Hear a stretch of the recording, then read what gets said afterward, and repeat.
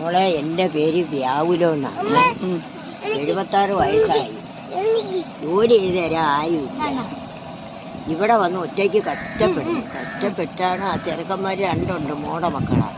മോളങ്ങ് മരിച്ചു പോകും. ആ 2 ചെറുക്കന്മാരെ അമ്മാമ്മ വിൽക്കുന്ന കാലം അത്രയും പിടിച്ചു വന്നു.